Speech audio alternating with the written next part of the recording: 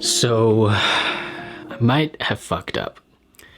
And that's okay. You're probably aware that I've taken a little bit of a break from YouTube. So in this video, I'm going to share why that is. I'm going to share what you can expect moving forward. And hopefully this video can connect us on a deeper level, because that is basically the premise of why I took a break in the first place. By the way, I am referencing my outline. In the past, I would have felt like I needed to hide it and act like this was just all coming off the top of the dome, and it's not. So if I'm looking down, I'm looking out of my phone. So how did I fuck up? Let's rewind about 6 months ago. It's Thanksgiving. Actually, it's the day before Thanksgiving. I am preparing for a new course launch, basically working on bringing in some founding members, right? I sacrificed sleep to finish this landing page, to do it the right way, literally staying up to like 1 or 2 a.m. while I'm home for the holidays. I ended up getting about 4 or 5 founding members to help me co-create the course. And this course was designed to basically teach you the ropes of video so that you can grow your personal brand. The reason why I decided to start this course in the first place is because of the fact that I felt like, okay, I have about 7-8 years of experience with cameras. I started out with photography back in 2014, dabbled into video around 2016, 2017 when I was working with a personal development company. We were doing weekly video content, and so I basically was forced to learn how to do videos. Gladly. I was very thankful because I'd always wanted to do it, and video was just so freaking intimidating at first. All right, Ashton, what you got? A little toy. I got me a little toy too. Little microphone. How you get my toy? We were doing weekly video content, and so I basically was forced to learn how to do videos. Gladly. I was very thankful because I'd always wanted to do it, and video was just so freaking intimidating at first. I'm ready to film. Where's this dude at? Oh, hell no. He gonna crawl up like that. I pull up like this. What, bro? How you get my camera? Why would you eat the chocolate bar? Because it got 20 grams of protein Where the protein go? in my body. And what happens after that? So after all this time, I figured, you know, not everybody knows how to do video.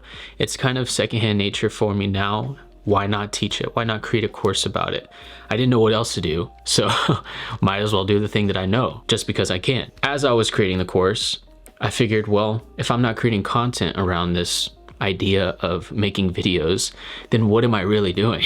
And so I went down this rabbit hole of creating videos about content, about my content strategy, what my formula was, how I was viewing it, how I was approaching it coming into the new year. And for the first time in forever, it seemed like my videos were getting traction. And so I was making videos on content strategy, on personal branding, creating podcasts, talking about strategy, YouTube and Instagram and TikTok, and just nonstop talking about social media. I was like, oh my God, I'm finally getting views. Let me keep creating content about content. God, if somebody were to ask me what I see my lifestyle as 10 years from now, I don't think I'm going to be talking about content. I just don't. I don't think that that's something that I care about that much. Obviously, it's a vehicle to deliver my impact, get my message out there, but I don't necessarily want my impact to be helping other people with content. Like it's not fulfilling to me. It doesn't sound exciting. I didn't think long term, and I was focusing on the things that I thought I needed to do instead of the things that I wanted to do. So what did I learn from this process? If you're not passionate about the thing that you're creating, 1, your viewers are going to notice. 2, you're going to burn out very quickly. And 3, why waste time if it's not fulfilling you? Why waste time if it doesn't feed your long-term vision? But I will say, if you're on the fence and you don't know whether or not, like you feel like you are passionate about it, but you don't know for sure if the long-term vision matches up, just give it a shot. Because although I did make a mistake, I am glad that I still did it because it taught me a lesson. Look who it is. What's up, boo? Let's eat lunch. Yeah. She's wearing my shirt. That's what I always like to think of, like, get your answer. If you're on the fence about something, the only way you're gonna really figure it out, whether or not you like it or not, is if you go after it and you take action, because you can plan all day. You can plan the perfect scenario, have it laid out perfectly, but you will not figure it out for yourself unless you take action. That was one thing I learned. Another thing that this process taught me is to show, don't tell. I was doing a lot of telling. Instead of me talking about what my content strategy is, why don't I just do my content strategy and let people see it for themselves? Another lesson that I learned is just because you can doesn't mean you should.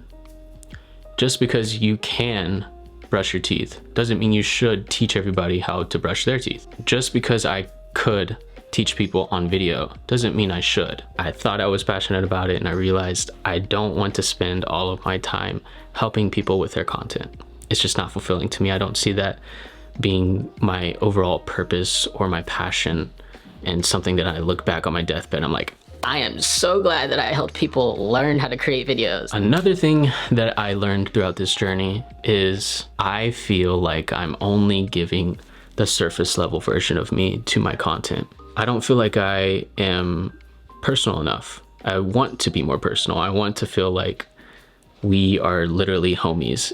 I would invite you to my home type of vibe.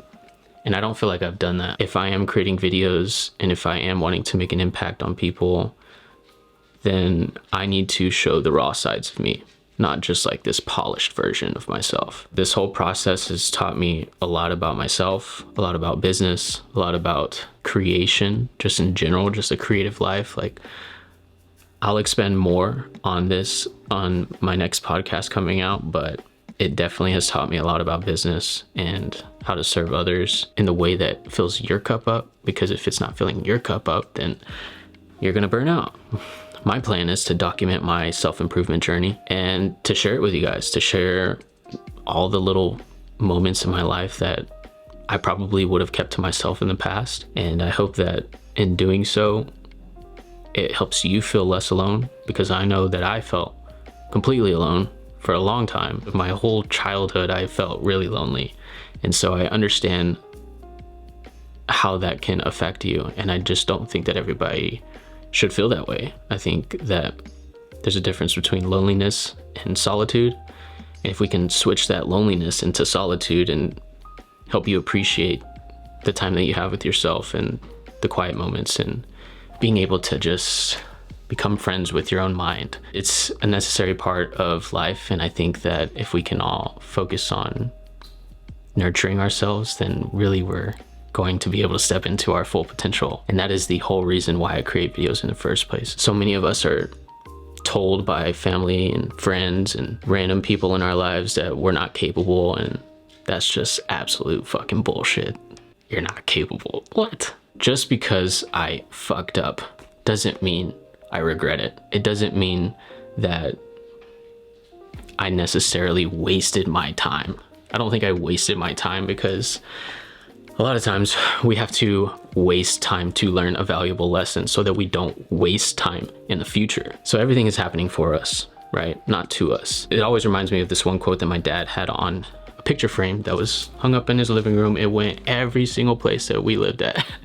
My dad like bounced around from houses throughout my childhood after my parents split up, and every single place he kept this one frame with him, and I think it's for a reason. Our lives are not determined by what happens to us, but how we react to what happens. Not by what life brings to us, but by the attitude we bring to life. A positive attitude causes a chain reaction of positive thoughts, events, and outcomes. It is a catalyst, a spark that creates extraordinary results. Each failure that you experience has a purpose. Whatever that is, you're gonna have to find out, but you can only find out if you make mistakes. So lean into mistakes and embrace failure. Embrace the fact that failures are only pointing you into the direction that you are meant to be guided in. And if you're not failing, then you are not growing. Another quote that just popped into my mind is one I heard the other day. Growth and comfort do not coexist. So get comfortable with being uncomfortable. It's super easy to look back and think that you just fucked up and you're a failure and that you wasted all this time, but choose to love yourself. Choose to appreciate the journey and the process of growth. Because if you're recognizing that you messed up, that means that you're growing.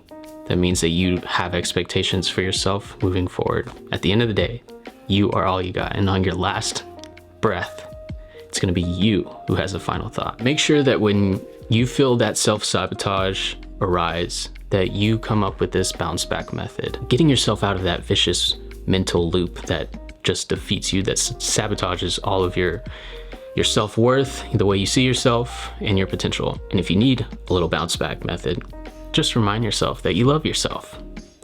We all make mistakes. We are imperfect as can be. Like, nobody is perfect, and that's okay. I'd prefer it, wouldn't you? Don't beat yourself up. Be thankful that you are pushing yourself, that you're challenging yourself and growing throughout the journey. I hope you enjoyed this video. I hope this gave a little bit more of a personal touch.